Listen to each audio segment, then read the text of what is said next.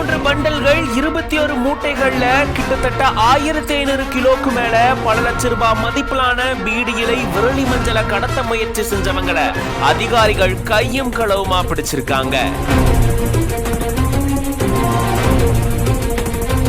சர்வதேச அளவுல 16 லட்சம் ரூபாய் மதிப்பிலான பொருட்கள் கடத்தப்பட இருந்ததா கூறப்படுது.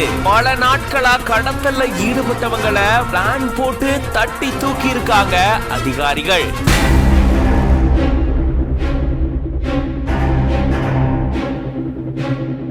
தூத்துக்குடியில இருந்து இலங்கைக்கு சட்டவிரோதமா சில பொருட்கள் கடத்தப்பட்டுட்டு வரதா அப்பப்போ புகார்கள் வந்திருக்கு. குறிப்பா விரலி மஞ்சள், பீடி இலை, ஏலக்காய், மஞ்சள் தூள், மல்லி விதைகள், வெங்காய விதைகள்னு இந்த மாதிரியான பொருட்களை சட்டவிரோதமா இலங்கைக்கு கடத்திட்டு வரதா கூறப்படுது. இந்த நிலையில தான் இது தொடர்பான விசாரணையை மேற்கொள்றதுக்கு இந்திய கடற்படை, கடலோர காவல்படை, போலீசாரோட சுங்கத்துறை அதிகாரிகளும் சேர்ந்து தீவிர சோதனையில் ஈடுபட்டிருக்காங்க.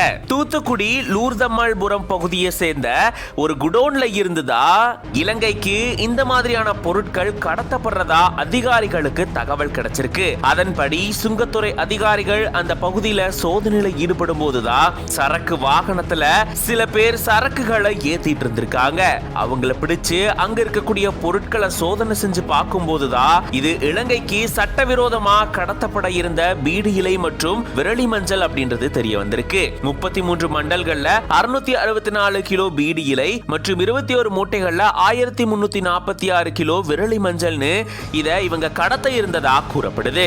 அதை தொடர்ந்து அதிகாரிகள் அந்த பொருட்கள் எல்லாத்தையுமே கைப்பற்றி இது தொடர்பான விசாரணையும் மேற்கொண்டுட்டு வராங்க. கைப்பற்ற பொருட்களுடைய இந்திய மதிப்பு 5 லட்சம் ரூபாய் அப்படின்னும் சர்வதேச அளவில் இதனுடைய மதிப்பு 16 லட்சம் ரூபாய் அப்படின்னும் அதிகாரிகள் தெரிவிச்சிருக்காங்க.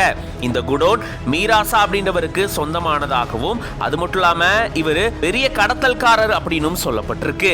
இது தொடர்பா அதிகாரிகள் தீவிர விசாரணையும் மேற்கொண்டுட்டு வராங்க.